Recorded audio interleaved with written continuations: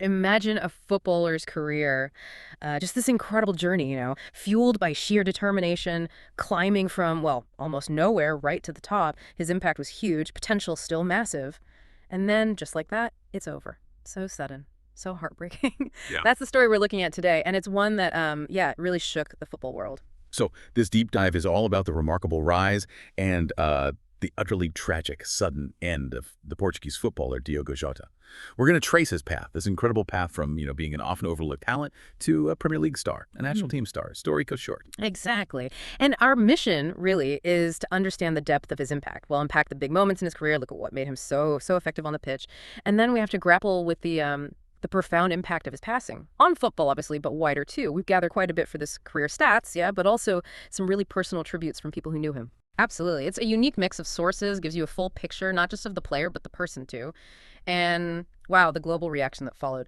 But okay, before Anfield, before all that, Diogo's journey started somewhere much less glamorous. Tell us about Passos de Ferreira. Right. Well, his professional career kicked off there, Passos de Ferreira. It's a relatively smaller team in Portugal.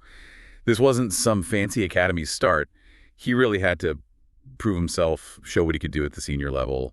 It was a bit of a baptism by fire, you could say. And he definitely did prove himself. But then the next step, Atletico Madrid, that almost feels like a step back opportunity-wise, doesn't it? At first, anyway. It did, yeah, initially. He didn't get many chances at Atletico, Yeah. which led to those loan spells, Yeah. first Porto, briefly, and then the really crucial one, Wolverhampton Wanderers. Wolves. That's where things really started to click for him. Ah, Wolves, yes. That really feels like the turning point, doesn't it? The place where he started showing everyone what he was capable of becoming. Absolutely. Under Nuno Espirito Santo there, his development was just, well, incredibly fast. You could see it. Improvements everywhere. His dribbling got sharper. His speed was obvious. But what really stood out was his finishing. So sharp, so clinical. And that growth made him a key player. Instrumental in getting Wolves promoted to the Premier League, which was huge for them. And it was that form, that undeniable quality that caught Liverpool's eye. Big move in 2020. Though I remember there was some skepticism, wasn't there? Especially coming in maybe in the shadow of Firmino, who was such a fan favorite. People were asking, is he worth the money? There was definitely some of that, and yet almost immediately he just used his performances on the pitch to prove his worth. Silence the doubters pretty quickly. And what's interesting is how he did it. He wasn't trying to be Firmino. He carved out his own role, his own impact. Okay, so let's really dig into this then. Lots of players are versatile, sure, but Diogo's adaptability, it felt different at Liverpool. What specific tactical problems did he solve for Jurgen Klopp? And, how did his work ethic make such a difference? That's a great point. Yeah. Because his versatility wasn't just, oh, he can play there. He excelled in different roles. Left wing, right wing, central striker. He was effective everywhere. But his work rate, it was intelligent, not just running, It was smart pressing, closing down angles, making those runs off the ball that create space for others, even when he wasn't the one scoring. That's a game changer. His knack for finding space, that relentless pressing, it gave Klopp so much flexibility, made Liverpool so unpredictable. He offered, well, a lot of solutions. And it wasn't just the manager noticing. You had teammates like Virgil van Dijk, who's seen it all, praising his excellent goal instinct and his hard work for the team. That says a lot, doesn't it, about his impact maybe behind the scenes too. It really does. And his importance wasn't just Liverpool either. He became a really significant player for Portugal, slotted right in alongside massive stars like Ronaldo, Bruno Fernandes. So you pull it all together, his defining qualities. Yeah. It's that blend, isn't it? Yeah. Versatility, yeah. Clinical finishing, but also discipline, a positive attitude, and just a really strong mentality. He could adapt and thrive. And his career was still climbing, wasn't it? It still felt like there was so much more to come. For Liverpool, for Portugal, he built this amazing life, this incredible path. And then, well, life just delivered this absolutely devastating blow. The news on July 3rd, 2025.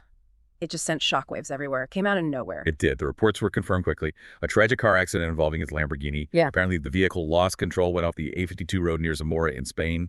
Around 12:30 p.m. local time, there was a moderate fire reported at the scene, too. Just awful. The shock was immense. And the victims, Diogo Jota himself, only 28, and his brother, Andre Silva, who was also a professional footballer. Just the idea of losing both brothers like that together, two lives in the sport, it's just an unspeakable tragedy. And adding to the heartbreaks, this happened just weeks after Diogo married his childhood sweetheart, Ruth Cardoso.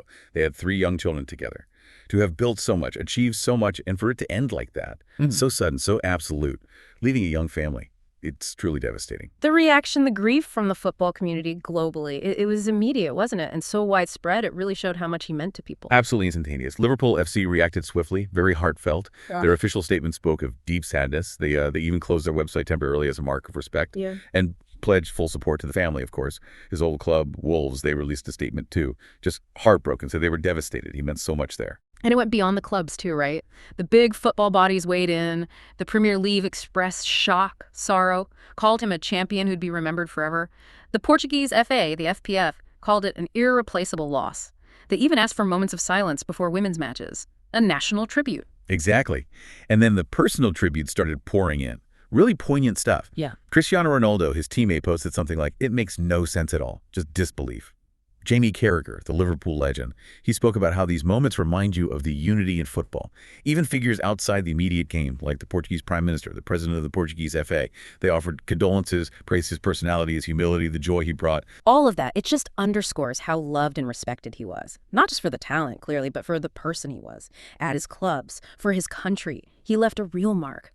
When you look back at his whole journey, from being relatively unknown, fighting for every chance, to becoming this vital player for world-class teams, for Portugal. It's just such a testament to pure determination, isn't it? To sheer effort, constantly proving people wrong. I think what's really profound about his legacy, beyond the goals, the medals, it's how his versatility, his work ethic, his tactical intelligence, how that stood out.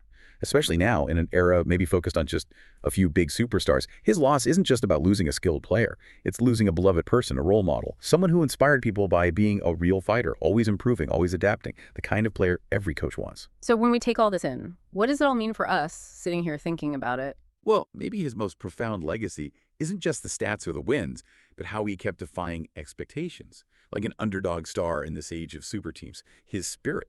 That never give up attitude, the dedication to proving himself on the biggest stages. That's surely going to inspire future players. But maybe more than that, his journey. It's a powerful reminder, isn't it? Of the value of just relentless self-improvement and staying humble, no matter what challenges we face, even in our own daily lives. What does his journey tell you about, I guess, the power of perseverance when the odds seem stacked against you?